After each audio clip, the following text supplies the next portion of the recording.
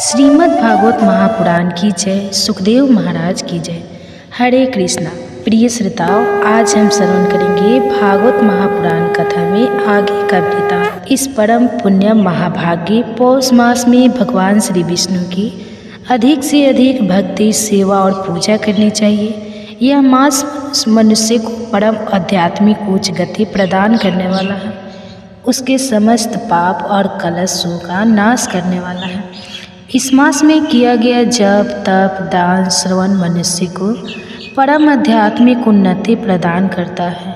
और इसी पौष मास के विशेष समय में हम श्रवण कर रहे हैं वेदों और शास्त्रों से ली गई प्रामाणिक पौराणिक कथाओं का। जो कथा भागवत महापुराण की कथा है, ये कथाएं शास्त्रों से ली गई पौराणिक कथाएं हैं।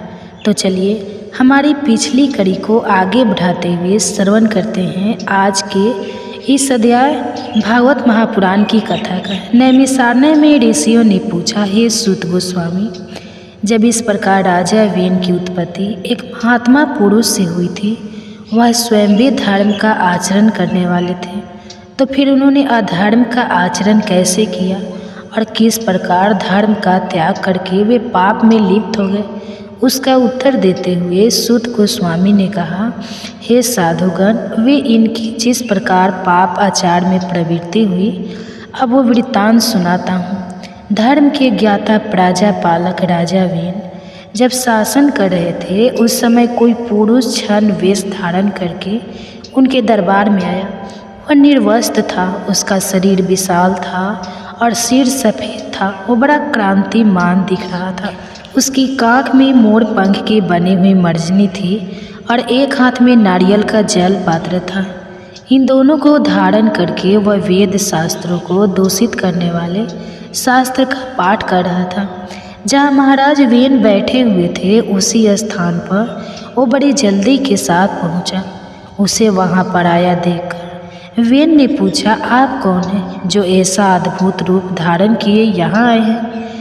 मेरे सामने आप सारी बातें सच सच बताइए। राजा वेन का यह वचन सुनकर उस पुरुष ने कहा, हे राजन, तुम इस धर्म प्रकार के पचड़े में पकड़कर जो राज्य चला रहे हो ना, वह सारा व्यर्थ है। तुम बहुत ही मूर्ख और अज्ञानी लिए हो। मेरा परिचय जानना चाहते हो तो सुनो। मैं देवताओं का परम पूज्य हूँ। मैं ही ज्ञान, मैं ही सत्य, मैं ही सनातन ब्रह्मा हूँ। मोक्ष भी मैं ही हूँ। मैं ब्रह्मा जी के देह से उत्पन्न सत्य प्रतिज्ञ पुरुष हूँ। मुझे जिन स्वरूप जानो सत्य और धर्मी मेरा क्लेवर है। ज्ञान परायण योगी मेरे ही स्वरूप का ध्यान करते हैं। तब राजा वेन ने पूछा, आपका धर्म कैसा है? आपका शास्त्र क्या है? और आप किस प्रचार का पालन करते हैं? यह सब बताइए। तब उस जिन ने कहा, जहाँ मन, देवता, नील, ग्रंथ, गुरु और दया को ही परम धर्म बताया गया है, वही मोक्ष देखा जाता है और यही जैन दर्शन है। इसमें कोई संदेह नहीं है। अब मैं आपका आचार बता रहा हूँ। मेरे मत में यजन, याज, वेद अध्ययन नहीं है, संधि उपासना भी नहीं है। तपस्या, दान, सर्वधा और स्वाहा का भी मैं परित्याग करता हूँ। हव्य, कबों का तर्पण, अतिथियों का सत्कार, बलि, वैष्णदेव आदि कर्मों का भी विधान नहीं किया गया है। केवल अरहन का ध्यान ही उत्तम माना गया है। जैन मार्ग में प्रायः ऐसे धर्म का आचरण ही दृष्टिगोचर होता है। प्राणियों का यह शरीर पांचों तत्वों से बनता है और परिपट से, इसलिए श्राद्ध और यज्ञ यह सब क्रियाओं की कोई आवश्यकता नहीं। जैसे पानी में जल और जंतुओं का समागम होता है और जिस प्रकार बुलबुले पैदा होते हैं और विलीन हो जाते हैं, उसी प्रकार संसार में समस्त प्राणियों का आवागमन होता रहता है। अंत काल आने पर वायु रूप आत्मा शरीर छोड़कर चली जाती है और पंच तत्व पांचों भूतों में मिल जाते हैं। उसके बाद मोह से मुगंध मनुष्य परस्पर मिलकर मरे हुए जीव के लिए श्राद्ध आदि पारलौकिक कृत्य करते हैं। मोह वर्षव छाया तिथि को पियों का तर्पण करते हैं। भला मारा हुआ मनुष्य कहाँ रहता है? किस रूप में आकर वह श्राद्ध आदि का भोग करेगा? मिष्ट ना खाकर तो सिर्फ ब्राह्मण लोग तृप्त होते हैं। अमृता कर्माट कर्म नहीं समझा जाना चाहिए। अगर अन्न का भोजन किया जाए तो उसी में उसके साथ करता है। यदि दान ही देना हो तो दया का दान देना चाहिए। दया परायण होकर प्रतिदिन जीवों की रक्षा करनी चाहिए। ऐसा करने वाला पुरुष चंडाल हो या क्षुद्र, वही ब्राह्मण कहा गया। दान का भी कोई फल वल नहीं है, इसलिए दान देने का भी कोई आवश्यकता नहीं है। जैसे श्राद्ध वैसा दान, दोनों का एक ही उद्देश्य है। मात्र भगवान जिनका बताया हुआ धर्मी भोग और मोक्ष प्रदान करने वाला है, मैं तुम्हारे सामने उसी का वर्णन करता हूँ। वो बहुत पुण्यदायक है। पहले शांत चित्त से सब पर दया करनी चाहिए, फिर हृदय से मन के शुद्ध भाव से चराचर स्वरूप एकमात्र जिनकी आराधना करनी चाहिए, उन्हीं को नमस्कार करना चाहिए। हे निपुण श्रेष्ठ, वे माता पिता के चरणों में भी कभी मस्तक झुकाने की आवश्यकता नहीं है, फिर औरों की तो बात ही क्या करना। अब उस जीन की यह सारी बातें सुनकर राजा वीन ने पूछा, यह ब्राह्मण आश्चर्य गंगा आदि नदियों को पुण्य तीर्थ बताते हैं। इनका कहना है यह तीर्थ महान पुण्य प्रदान करने वाले हैं। इसमें कहाँ तक सत्य है, कृपया यह बताइए मुझे। तब उस जीन ने कहा, महाराज, आकाश से बादल एक ही समय जो पानी बरसाते हैं, वह पृथ्वी और पर्वत सभी स्थानों में गिरता है। वही बहकर नदियों में एकत्रित होता है और वहाँ से सर्वत्र जाता है। नदियाँ तो जल बहाने वाली ही हैं, उसमें तीर्थ कैसा, सरोवर और समुद्र सभी जल के आश्रय हैं। पृथ्वी को धारण करने वाले पर्वत भी केवल पत्थर की राशि है, उनमें भला तीर्थ नाम की कोई वस्तु नहीं है। अगर समुद्र आदि में स्नान करने से सीध मिलती है तो फिर तो मछलियों को सबसे पहले सीधी मिलनी चाहिए, लेकिन ऐसा तो देखा ही नहीं जाता। एकमात्र भगवान जिन्हीं सर्वम है, उनसे बढ़कर ना कोई धर्म है ना तीर्थ। संसार में जिन्हीं सर्वश्रेष्ठ है, इसलिए उन्हीं का ध्यान करो, उसी से तुम्हें नित्य सुख की प्राप्ति होगी। हाँ, इस प्रकार उस रहस्यमय पुरुष ने वेद, दान, पुण्य, यज्ञ समस्त धर्मों की निंदा करी और वीन कुमार राजा वीन को पाप के प्रभाव द्वारा बहुत कुछ समझाया। उसके इस प्रकार समझाने पर राजा वीन के हृदय में पाप भाव का उदय हो गया। वीन उसकी बातों से मोहित हो गया। उसने उसके चरणों में प्रणाम करके वैदिक धर्म और सत्य धर्म आदि की क्रियाओं को त्याग दिया। पाप आत्मा वीन के शासन से संसार पाप बन गया और उसमें हर तरह के पाप होने लगे। उसने वेद, यज्ञ, उत्तम धर्म, शास्त्रों का अध्ययन सब कुछ बंद करवा दिया और उसके शासन काल में ब्राह्मण लोग न दान कर पाते थे न स्वाध्याय, और इस प्रकार धर्म का सर्वथा लोप हो गया। सभी और महान पाप जाने लगा। वीन अपने पिता अंग के मना करने पर भी उनकी आज्ञा के विपरीत ही आचरण करने लगा। वह दुरात्मा न तो पिता के चरणों में प्रणाम करता न माता के। उसके महायशस्वी पिता ने अपने भाव और स्वरूप पर बहुत काल तक विचार किया, लेकिन किसी तरह उनकी समझ में यह बात नहीं आई कि वेन ऐसे पापी कैसे बन गया। उसके बाद एक दिन सप्तश्री अंग कुमार वेन के पास आए और उसे आश्वासन देते हुए कहने लगे, वेन, तुम हंस ना करो, तुम यहाँ समस्त प्रजा के रक्षक बनाए गए हो। यह सारा जगत तुम पर आश्रित है। धर्म अधर्म रूप संपूर्ण विश्व का भार तुम्हारे ऊपर है, इसलिए अपना पाप कर्म छोड़कर धर्म का आचरण करो। सप्तर्षियों द्वारा कहे जाने पर वेन इस प्रकार बोलने लगा, मैं ही परम धर्म हूँ, मैं ही सनातन देवता अहन हूँ, धाता रक्षक और सत्य भी मैं हूँ। मैं परम पुण्यम सनातन जैन धर्म हूँ। हे ब्राह्मणों, मुझे धर्म रूपी देवता का ही तुम लोग अपने कर्म द्वारा भजन करो। तब उन ऋषियों ने कहा, हे राजेंद्र, ब्राह्मण, क्षत्रिय और वैश्य 3 वर्ण दी जाति कहलाते हैं। इन सभी वर्णों के लिए सनातन श्रुति ही परम प्रणाम है। समस्त प्राणी वैदिक आचार से ही रहते हैं और उसी से जीविका चलाते हैं। राजा के पुण्य से प्रजा सुखपूर्वक जीवन निर्वाह करती है और राजा के पाप से उसका नाश हो जाता है। इसलिए तुम सत्य का आचरण करो। यह जैन धर्म सतयुग, त्रेता और द्वापर का धर्म नहीं है। कलयुग का प्रवेश होने पर ही कुछ मनुष्य इसका आश्रय लेंगे। जैन धर्म ग्रहण करके सब मनुष्य पाप से मोहित हो जाएंगे। भगवान गोविंद सब पापों को हरने वाले हैं। वे ही कलयुग में पापों का संहार करेंगे। पापियों के एकत्रित होने पर मलेच्छ का नाश करने के लिए साक्षात भगवान श्री विष्णु कल के रूप में अवतीर्ण होंगे और इसमें कोई संदेह नहीं है। इसलिए हे वेन, तुम कलयुग के इस व्यवहार को त्याग दो और पुण्य का आश्रय लो। तब उस राजा वेन ने कहा, हे ब्राह्मणों, मैं ज्ञानियों में सबसे श्रेष्ठ हूँ। विश्व का ज्ञान मेरा ही ज्ञान है। जो मेरी आज्ञा के विपरीत बर्ताव करता है वह निश्चित ही दंड का अधिकारी बनेगा। अब इस पाप बुद्धि वाले राजा वेन को बहुत समझाया, लेकिन सप्तर्षियों की कोई भी बात उसने नहीं मानी और तब सप्तर्षि क्रोध हो गए। उनके श्राप के भय से वेन एक बाम्बी में घुस गया, लेकिन वे ब्राह्मर्षि उस क्रूर पापी को वहाँ से बलपूर्वक पकड़ ला। क्रोध में आकर राजा के बाएं हाथ का मंथन करने लगे और उससे एक नीच जाति का मनुष्य उत्पन्न हुआ, जो कि बहुत ही छोटे कद का, काला और भयंकर था। वह निषादों और विशेषता मलेच्छों को धारण पोषण करने वाला राजा हुआ। और तत्पश्चात ऋषियों ने दुरात्मा वेन को दाहिनी हाथ का मंथन किया और उसी से महात्मा राजा पृथु का जन्म हुआ, जिन्हें वसुंधरा का दोहन किया था। उन्हीं के पुण्य प्रसाद से राजा वेन धर्म और अर्थ का ज्ञाता हुआ। तो यह थी आज की हमारी भागवत महापुराण पौष मास की विशेष कथा। इस कथा में हमारे लिए एक विशेष शिक्षा छिपी हुई थी, और वह क्या थी वह हमें आप नीचे कमेंट बॉक्स में लिखकर बताइए। अगर आपने आज की कथा को ध्यान से सुना होगा तो अवश्य ही वह शिक्षा को आप आत्मसात कर पाएंगे।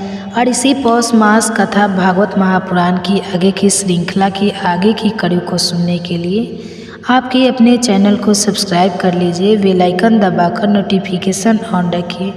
और हम आपसे मिलेंगे बहुत जल्दी इसी कथा श्रृंखला की अगली कड़ी के साथ। तब तक सुनिए एक और कथा। परम भगवान श्री कृष्ण का दिव्य नाम, उनकी लीलाओं का श्रवण और उनके गुणों का कीर्तन यह मनुष्य को इस भौतिक संसार से मुक्त करने वाले हैं और उन्हें परम आध्यात्मिक उच्च गंतव्य को प्रदान करने वाले हैं। और इसलिए नित्य प्रतिदिन उनका श्रवण, कीर्तन और स्मरण करना चाहिए।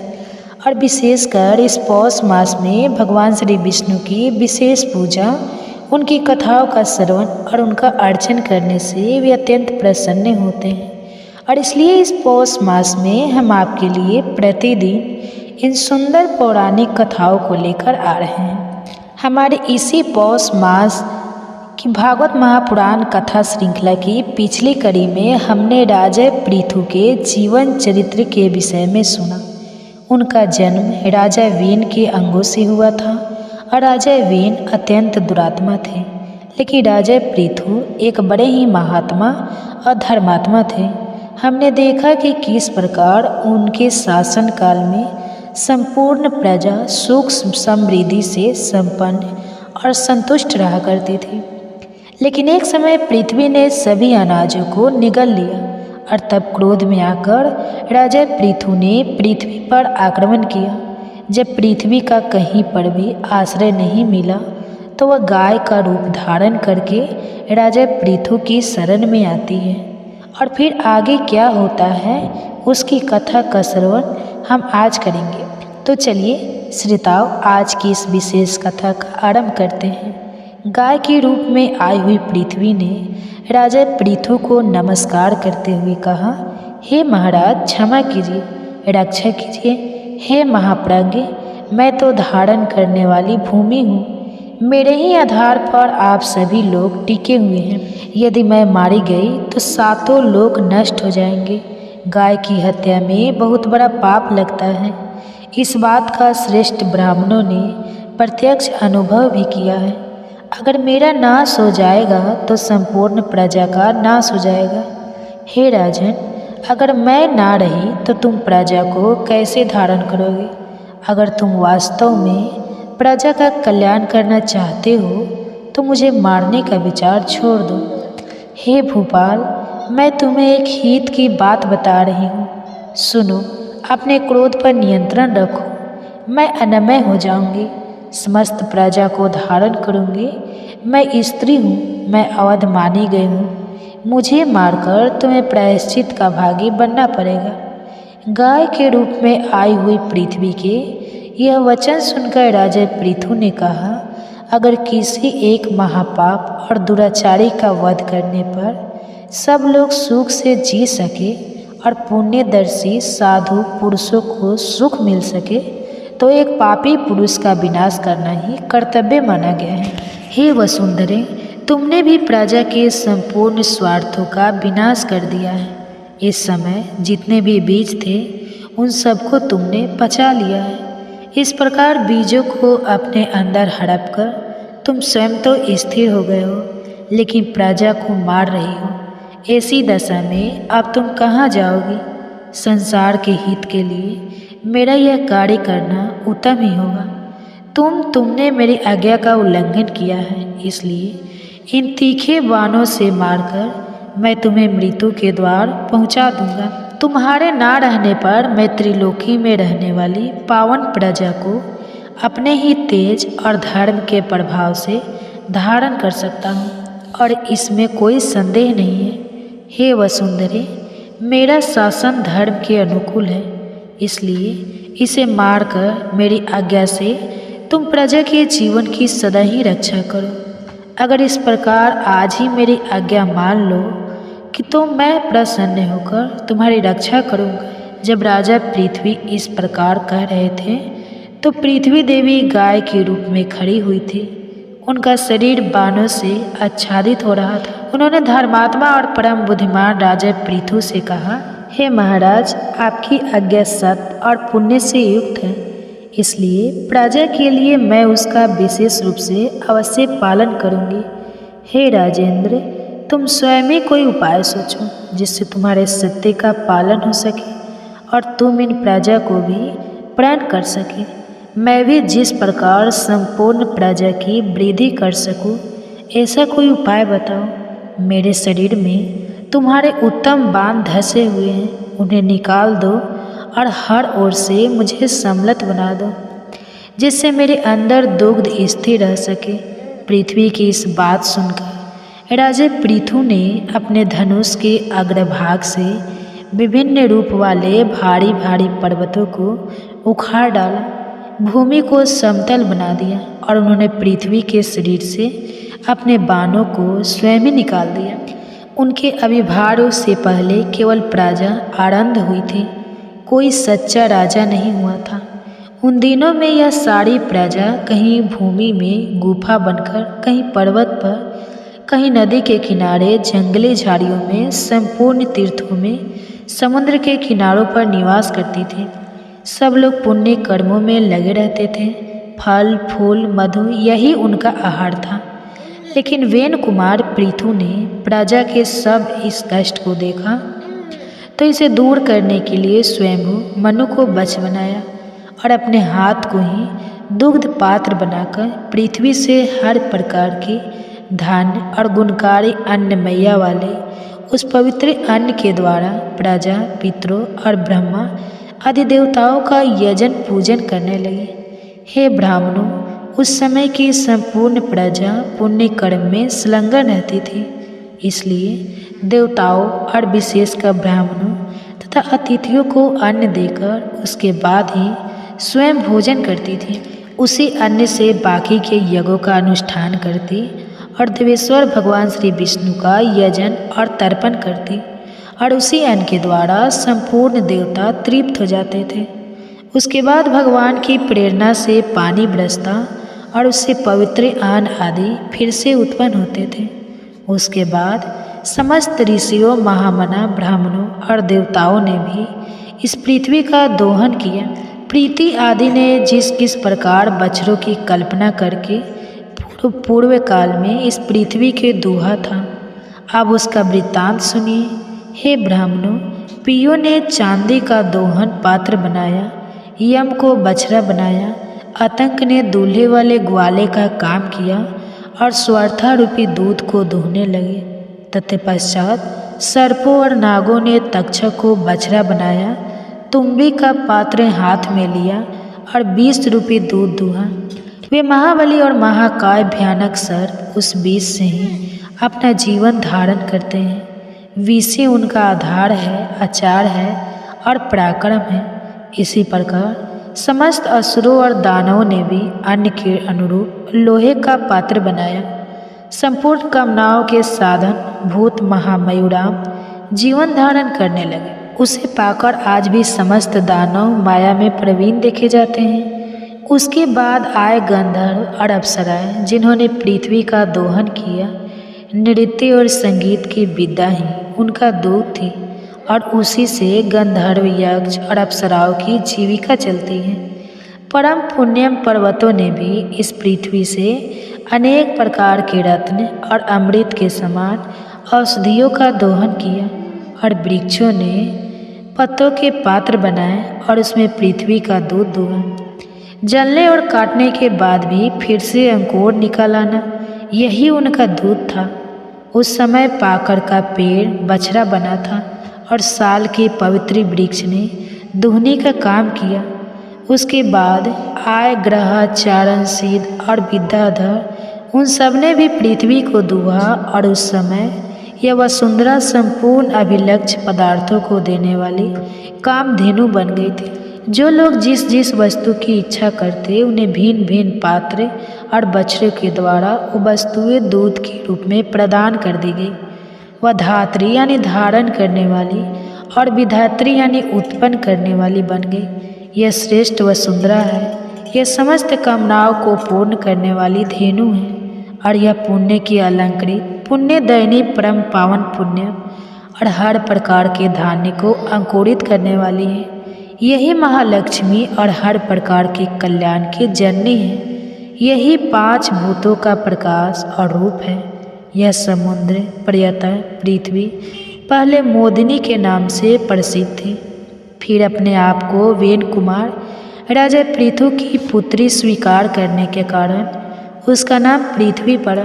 कथा को आगे बढ़ाते हुए शीलसुत गोस्वामी ने कहा, हे ब्राह्मणों, पृथु के प्रयत्न के कारण इस पृथ्वी पर घर और गांव की नींव पड़ी, फिर बड़े बड़े कस्बे और शहर बने।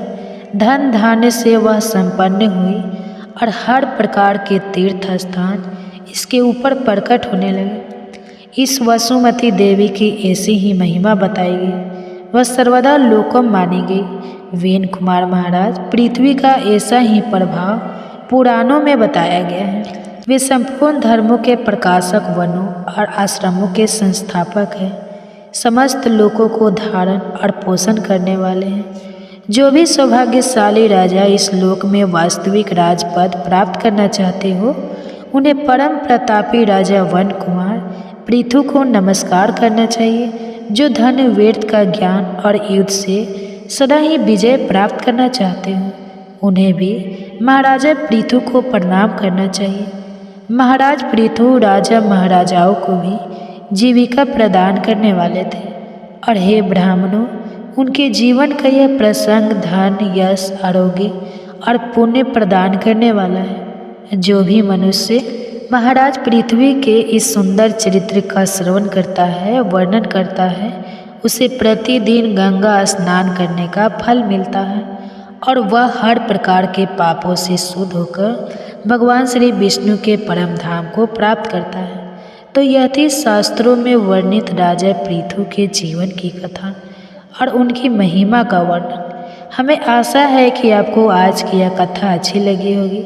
राजा पृथु का जीवन चरित्र वास्तव में सर्वश्रेष्ठ है और वह हमें श्रीमद् भागवत महापुराण और अन्य ग्रंथों में भी प्राप्त होता है। लेकिन राजा पृथु का जीवन चरित्र सुनने के बाद अब नयन सारे में एकत्रित हुए सभी ऋषियों के मन में एक और जिज्ञासा प्रकट हुई और वह थी राजा पृथु के पिता राजा वेन के विषय में। और वह क्या थी वह हम सुनेंगे हमारे इसी पौष मासा कथा श्रृंखला की अगली कड़ी में। उसे सुनने के लिए आपके अपने चैनल को सब्सक्राइब करके रख लीजिए, नोटिफिकेशन ऑन रखिए हमारे चैनल पर जो वीडियो अपलोड होगा ताकि आप उसको देख सकें। और हम आपसे मिलेंगे इसी विशेष पौष मास कथा की अगली कड़ी के साथ कल प्रातः। इस सारणी में एकत्रित हुए ऋषियों ने कहा, हे महाभागे, पृथु के जन्म का विस्तार पूर्वक वर्णन करें। हम उनकी कथा सुनना चाहते हैं। महाराज पृथु ने जिस प्रकार इस पृथ्वी का दोहन किया था, देवताओं और तत्ववेता ऋषि मुनियों को भी जिस प्रकार उन्होंने दुहा था, वह संपूर्ण प्रसंग हम सुनना चाहते हैं। कृपा हमें आप उसका वर्णन क्या है सुनाइए। तब शीलसुत गोस्वामी ने कहा, हे ब्राह्मणों, मैं वेन कुमार पृथु के जन्म पराक्रम और क्षत्रिय उचित पुरुषार्थ का अब विस्तार से वर्णन करूँगा।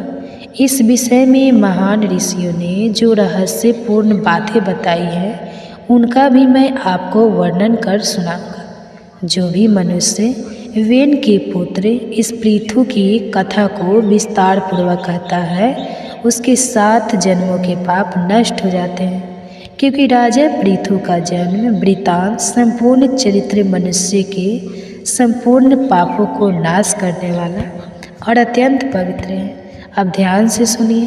प्राचीन काल में अंग नाम के एक प्रजापति थे। उनका जन्म अत्रि वंश में हुआ था।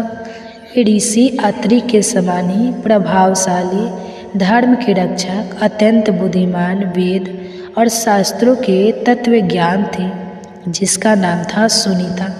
महान प्रजापति अंग ने उन्हीं के साथ विवाह किया था और उसके गर्भ में उन्हें वेन नामक एक पुत्र की प्राप्ति हुई थी। लेकिन दुर्भाग्य से यह पुत्र धर्म का नाश करने वाला निकला।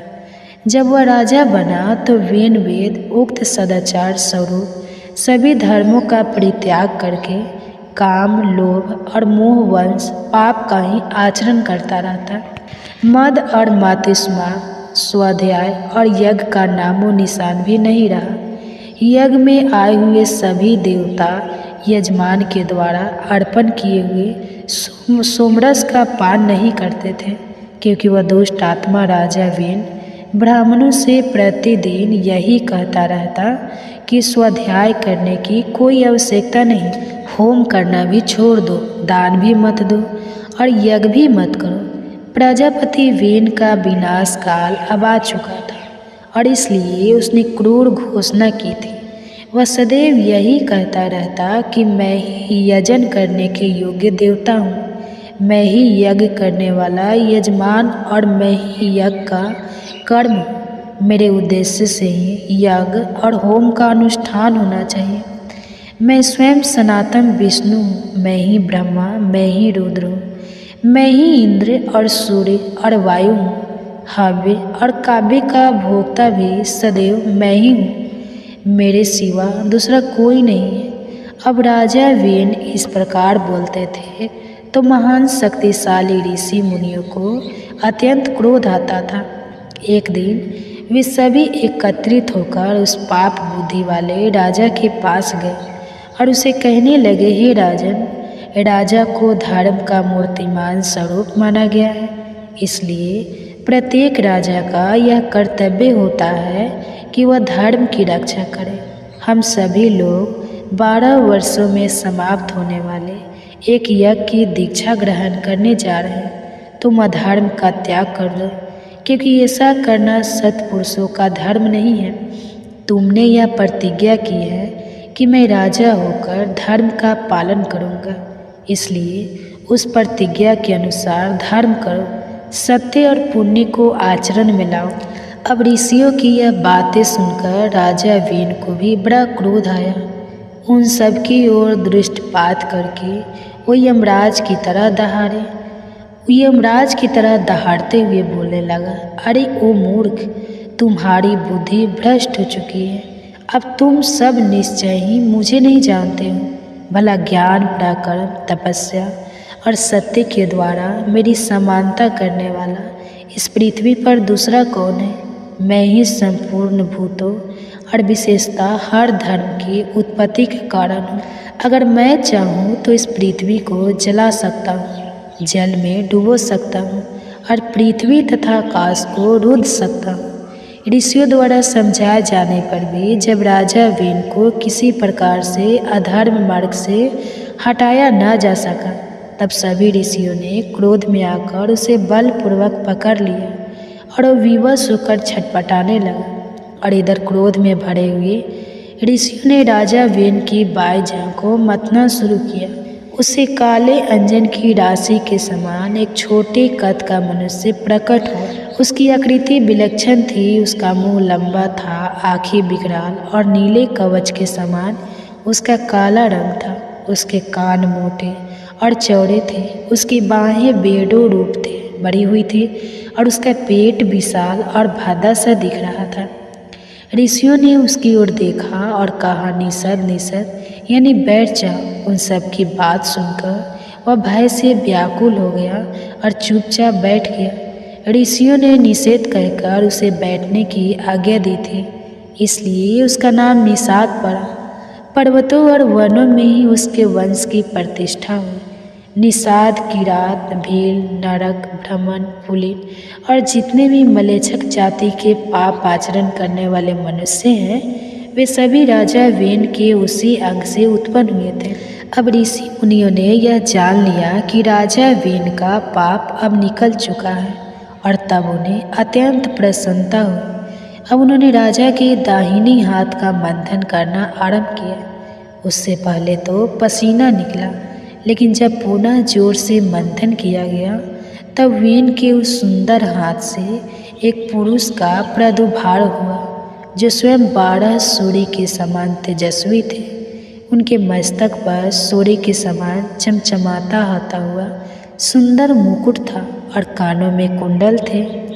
उस महाबलशाली राजकुमार ने आज गौ नाम का आदि धनुष से दिव्य पान और अक्षय के लिए कांतिमान कवच धारण किए हुए थे और उस राजकुमार का नाम पृथु था।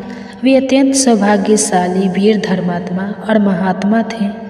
उनका जन्म होते ही संपूर्ण प्राणियों में हर्ष छा गया और फिर सभी ब्राह्मणों ने मिलकर राजा पृथु का राज्य अभिषेक किया। उसके बाद स्वयं ब्रह्मा जी, सभी देवतागण और अनेक प्रकार के स्वाथर जंगल प्राणियों ने भी मिलकर महाराज पृथु का अभिषेक किया। राजा पृथु के पिता राजा वेन ने कभी भी अपनी प्रजा को संतुष्ट नहीं किया था, लेकिन पृथु ने सबका मनोरंजन किया और इस वजह से संपूर्ण प्रजागण सुखी होकर आनंद का अनुभव करने लगे। उन महात्मा नरेश के भय से समुद्र का जल भी शांत रहने लगा। जब उनका रथ चलता उस समय पर्वत दुर्गम मार्ग को छिपाकर उन्हें उत्तम मार्ग दे देते थे। पृथ्वी बिना जोते ही अनाज तैयार करके दे देती थी। सभी जगह पर गाय कामधेनु बन जा चुकी थी। मेघ प्रजा की इच्छा के अनुसार वर्षा करता। सभी ब्राह्मण और क्षत्रिय देव यज्ञ और बड़े बड़े उत्सव किया करते। राजा पृथु के शासन काल में वृक्ष इच्छा के अनुसार फलते थे। उनके पास जाने से सबकी इच्छाएं पूर्ण हो जाती थी। देश में ना तो कभी अकाल पड़ा, ना ही कोई बीमारी फैलती, ना ही मनुष्य की अकाल मृत्यु होती थी। सभी लोग सुख से जीवन बिता रहे थे और धर्म के अनुष्ठान में ही लगे रहते थे।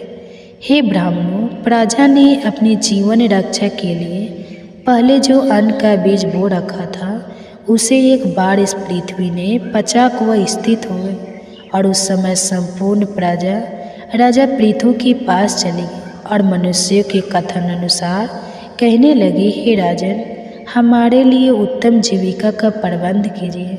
हे राजाओं में श्रेष्ठ, आप हमारी सहायता कीजिए। पृथ्वी हमें अन्न नहीं दे रही है। जब राजाओं में श्रेष्ठ पृथु ने देखा तो उसे प्रजा के ऊपर अत्यंत स्नेह उत्पन्न। वो समझ पाया कि समय उसकी प्रजा के ऊपर एक भय उत्पन्न हुआ है और यह देखकर महर्षियों की बात मानकर महाराज पृथु ने अपना धनुष और बाण हाथ में लिया और क्रोध में आकर बड़े वेग से पृथ्वी के ऊपर उसने आक्रमण किया। पृथ्वी गाय का स्वरूप धारण करके तीव्र गति से स्वर्ग की ओर भागने लगे और फिर क्रमशः वह ब्रह्मा जी, भगवान विष्णु और रुद्र आदि देवताओं की शरण में गए, लेकिन कहीं पर भी उसे अपने सुरक्षा का स्थान नहीं मिल पाया।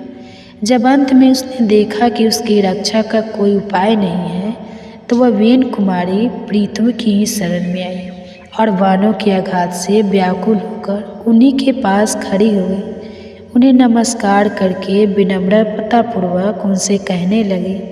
उस समय पृथ्वी ने राजा पृथु से क्या कहा और उसके प्रत्युत्तर में राजा ने कैसा व्यवहार किया, यह सब हम जानेंगे हमारी इसी पौष मास कथा की भागवत महापुराण की कथा की अगली कड़ी। और इसे सुनने के लिए आपको क्या करना है यह आप जानते ही हैं। अगर अभी तक नहीं किया है तो आपके अपने चैनल वंदना काव्य को सब्सक्राइब करके रख लीजिए। बेल आइकन दबाकर नोटिफिकेशन ऑन रखिए ताकि कल सुबह आने वाली कथा को भी आप सरलता से सुन पाए।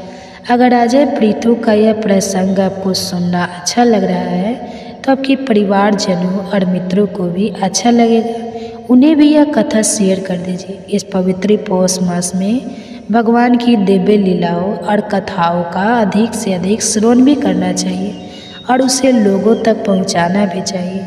और हम आपसे मिलेंगे इसी कथा की अगली कड़ी के साथ कल प्रातः। तो हरे कृष्णा।